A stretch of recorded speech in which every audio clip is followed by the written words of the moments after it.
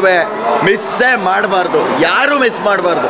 ನೀವು interval before after miss ಮಾಡಿದ್ರಿ ಅಂದರೆ ಸಿನಿಮಾನೇ ಮಿಸ್ ಮಾಡ್ದಂಗೆ. ಯಾಕಂದರೆ ಇಂಟರ್ವಲ್ಲಲ್ಲಿ ಒಂದು ವಿಚಾರ ಹೇಳಿದಾರೆ ಕಣ್ರಿ, ನೀವೆಷ್ಟೇ ಕಷ್ಟದಲ್ಲಿರಿ, ಏನೇ ಆಗಲಿ, ಒಂದು ತಪ್ಪು ಎಲ್ಲೋ ಮಾಡೇ ಮಾಡ್ತೀರಾ. ಆ ತಪ್ಪನ್ನೂ ಸರಿಪಡಿಸೋದಕ್ಕೆ ಅಸಾಧ್ಯವಾದದ್ದು ಯಾವುದೂ ಇಲ್ಲ. ಇದು ಇನ್ಯಾವುದೋ ಒಂದು ವಿಚಾರಕ್ಕೆ ಲಿಂಕು ಆಗ್ಬೋದು. ಯಾಕಂದರೆ ಸಾವು ಹಂಗಂಗೆ ಆಗಲ್ಲ, ಏನೋ ಒಂದು ಕಾರಣದಿಂದನೇ ಆಗುತ್ತೆ. ಇವತ್ತು ಯಾರೋ ಒಬ್ಬರು ಹೊರಗಡೆ ಬಂದರೂ ಯಾವುದೋ ಒಂದು ಕಾರಣದಿಂದನೇ ಹೊರಗಡೆ ಬಂದಿರ್ತಾರೆ. ಎಲ್ಲೋ ಒಂದು ಲೂಪ್ ಸಿಕ್ಕಿರುತ್ತೆ, ಆ ಲೂಪಿಂದನೇ ಹೊರಗಡೆ ಬಂದಿರ್ತಾರೆ. ಹಂಗಂದಿರೋ ಮಾತ್ರಕ್ಕೆ ಕ್ರೈಮೇ ಆಗಿಲ್ಲ ಅಂತ ಆಗಿರ್ಬೋದು, ಬಟ್ ಲೂಪ್ ಸಿಕ್ಕಿದೆಯಲ್ಲ, ಆ ಲೂಪ್ ಹುಡ್ಕೋದು ಬಹಳ ಮುಖ್ಯ ಅನ್ನೋದು ಸುದೀಪ್ ಅವ್ರು ಇಂಡೈರೆಕ್ಟಾಗಿ ಸಿನಿಮಾದಲ್ಲಿ ತೋರಿಸಿದ್ದಾರೆ. Thank you. ಫೈಟಿಂಗ್ ಹೆಂಗಿದೆ?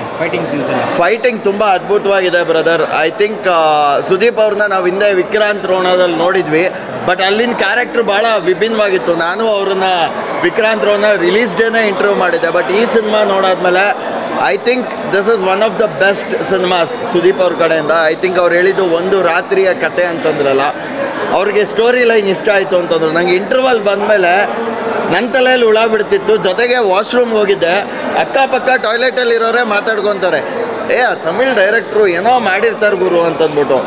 ಈ ಥರ ಅನ್ನೋ ಬದಲು ನಾಳೆ ದಿನ ನಮ್ಮ ಕನ್ನಡ ಡೈರೆಕ್ಟ್ರು ಈ ಥರದ ಸಿನಿಮಾಗಳು ಮಾಡಬೇಕು. ನಮ್ಮ ಕನ್ನಡ ಡೈರೆಕ್ಟ್ರ್ ಬಗ್ಗೆ ನಮ್ಮ ಕನ್ನಡಿಗರು ಮಾತಾಡಬೇಕು. ಆ ದಿನ ಬರಬೇಕು.